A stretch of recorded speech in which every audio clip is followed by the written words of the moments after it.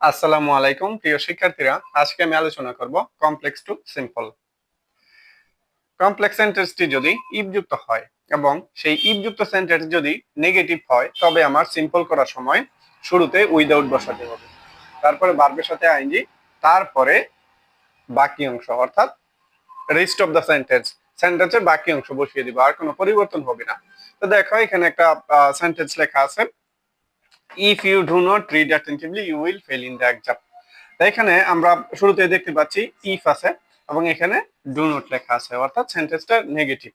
তো ইফ যুক্ত সেন্টেন্স যদি নেগেটিভ হয় তবে সিম্পল করার সময় আমরা শুরুতেই কি বসাবো? উইদাউট বসাবো। এই যে উইদাউট, উইদাউট। তারপরে ভার্বের সাথে আইএনজি। আমরা অনেকেই ভার্ব চিনি না, তো ভার্বটা নির্ণয় করব কিভাবে? এই নেগেটিভ ওয়ার্ড থেকে শুরু করে এর আগ পর্যন্ত যা আছে তা বাদ দিয়ে দিব। এই নেগেটিভ ওয়ার্ডের পরের যে শব্দটা এটাই হচ্ছে ভার্ব। তো ভার্বের সাথে আইএনজি, উইদাউট রিডিং। তারপর আর কোনো পরিবর্তন হবে না, যা আছে তাই লিখে দিব। attentively you will fail in the exam। তো আশা করি কমপ্লেক্স টু সিম্পল এর এই নিয়মটি বুঝতে পেরেছো।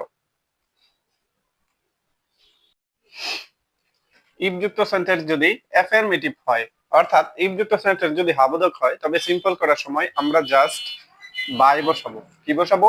বাই। যখন নেগেটিভ ছিল তখন উইদাউট বসাইছিলাম, এখন আমরা আমাদের ইফ যুক্ত সেন্টেন্সটা যখন অ্যাফার্মেটিভ হবে অর্থাৎ হাবোধক হবে তখন উইদাউট এর জায়গায় জাস্ট খালি বাই বসাবো, তারপরে যা আছে তাই, অর্থাৎ বাইয়ের পরে ভার্বের সাথে আইএনজি প্লাস সেন্টেন্সের বাকি অংশ বসিয়ে দিব। তো চলো একটা এক্সাম্পলের মাধ্যমে বিষয়টা বোঝার ট্রাই করি। এখানে দেখো একটা কমপ্লেক্স সেন্টেন্স দেয়া আছে, ইফ ইউ রিড অ্যাটেন্টিভলি। তো এখানে আমরা দেখতে পাচ্ছি ইফ লেখা আছে এবং এই সেন্টেন্স একটা হ্যাঁ বোধক sentence, affirmative sentence. That's why আমি শুরুতেই বাই বসাবো, বাই। তারপরে ভার্বের সাথে ING.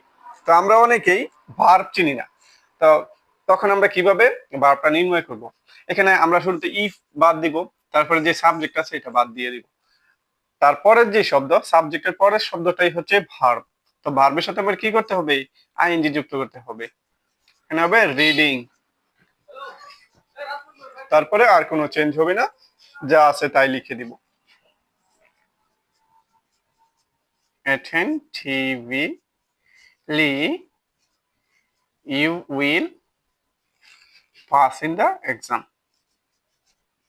pass in the exam। তো আশা করি কমপ্লেক্স থেকে সিম্পলের এই দুইটি নিয়ম তোমরা বুঝতে পেরেছো।